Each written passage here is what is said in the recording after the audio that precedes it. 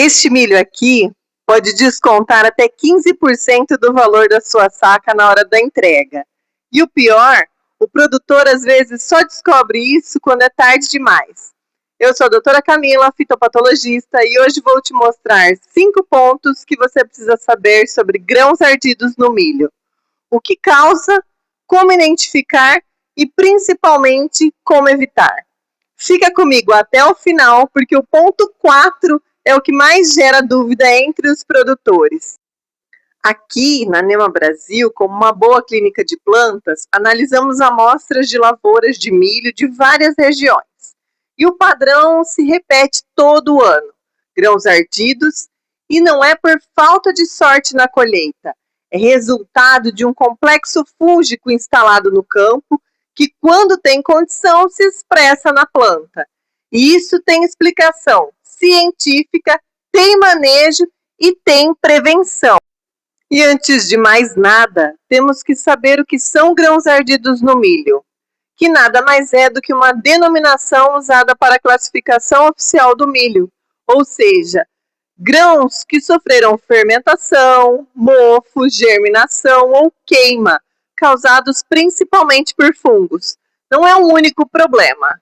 É uma categoria da tabela de classificação do Ministério da Agricultura, uma instrução normativa número 60, de 22 de dezembro de 2011, que estabelece o regulamento técnico do milho em grãos no Brasil, definindo os parâmetros oficiais para a classificação, identidade, qualidade, amostragem e apresentação do produto. Isso tudo porque grãos ardidos derrubam diretamente o preço pago na balança. Sabendo a denominação de grãos ardidos, agora precisamos saber quais fungos causam os grãos ardidos. Os principais responsáveis fazem parte de um complexo fúngico bem documentado na literatura fitopatológica. Anote aí o nome dos meliantes para verificar no resultado da sua análise se você tem esses caras no seu solo. Fusário graminearum ou Fusário verticilioide.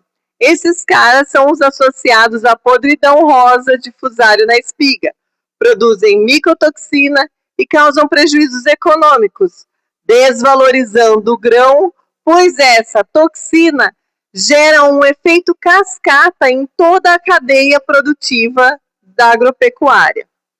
Sternocarpella maiz ou macrospora, que é a antiga diplódia, tá? Mudou o nome, mas a causa é a podridão branca da espiga, que avança principalmente sobre estresse hídrico e altas temperaturas na floração. Esse ataque acarreta em severa redução de peso, além da perda de qualidade do grão. Aspergillus flavus, de maior preocupação fitossanitária por ser produtor da aflatoxina, que é uma substância com risco reconhecido para a saúde humana e animal. Essa toxina pode ser fatal para rebanhos. Penicillium e Cladosporium, que são fungos de armazenamento e atuam principalmente quando o grão é guardado ou armazenado com uma umidade acima do recomendado. Então, preste atenção nessas dicas e anote esses caras. E agora que você já sabe o que é e quem são, vamos entender como ocorre na planta. A infecção pode começar em 3 momentos diferentes e é isso que confunde muito o produtor. Primeiro, ainda lá no campo, os fungos infectam a espiga durante o florescimento, principalmente quando há chuvas na polinização seguida de veranico, ou quando tem ataque de lagarta da espiga e percevejo, que esses caras abrem portas de entrada para os fungos que já estão no solo e você ainda não havia descoberto eles lá. Por isso, a análise e o conhecimento do histórico da área é tão importante para não ter surpresas indesejadas. Segundo momento é na colheita, quando o milho é colhido com umidade não tão muito adequada, ou quando sofre danos mecânicos na debulha. O grão fica mais vulnerável, com mais ferimento, propício principalmente para fungos que ficam latentes no grão, esperando uma pequena oportunidade para se desenvolver. E terceiro, no armazenamento. Se o grão entra no silo com umidade acima de 14, 13%, sem aeração adequada, os fungos de armazenamento, como penicílios, aspergilos, se multiplicam rapidamente no grão, fazendo então com que esse grão fique ardido. Já falamos sobre o que são grãos ardidos, quais são os fungos que causam esse problema, como ocorrem na planta. Chegou o momento de identificar esses caras. Dá uma olhada nesses grãos. Presta atenção nesses sinais. Coloração rosada, avermelhada na ponta do grão, sinal característico então de fusário. Grãos com massa esbranquiçada, cobrindo toda a espiga, colados uns nos outros, sinal de estenocarpela. Grãos escurecidos, com cheiro de mofo e aspecto opaco, contaminação de fungos de armazenamento, penicílio, aspergilos, espiga com brácteas aderidas e apodrecidas, que abrem naturalmente, são um sinal de alerta mesmo antes da debulha. Se você identificar qualquer um desses sinais em lotes de armazenagem, o ideal já é isolar esse lote e não misturar no restante da produção, porque a contaminação vai se espalhar. E o mais importante é identificar a área problema, porque só assim você consegue fazer o manejo correto dessa área. E o manejo vai ser mais assertivo se você souber quem são os caras que estão fazendo essa contaminação.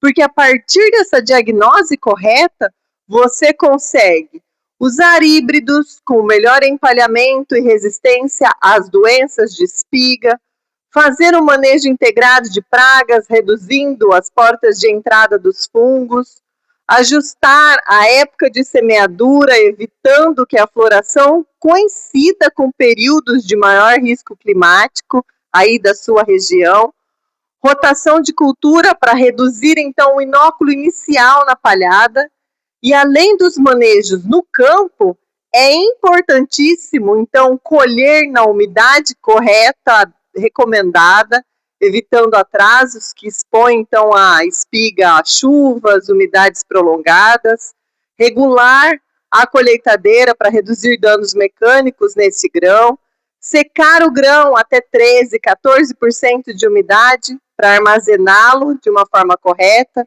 garantindo a aeração adequada então nesse silo, monitorar a temperatura e a umidade durante essa armazenagem, e esse conjunto todo de práticas é o manejo integrado. E é exatamente aí que a Nema Brasil ajuda o produtor a estudar. Agora me conta aqui nos comentários qual desses sinais você já viu na sua lavoura ou no seu armazenamento. E se esse vídeo te ajudou a entender melhor o problema dos grãos ardidos, deixa o like, se inscreva no canal da Nema Brasil e ative o sininho, porque esse gesto fortalece o nosso canal e faz a gente levar a informação para mais pessoas.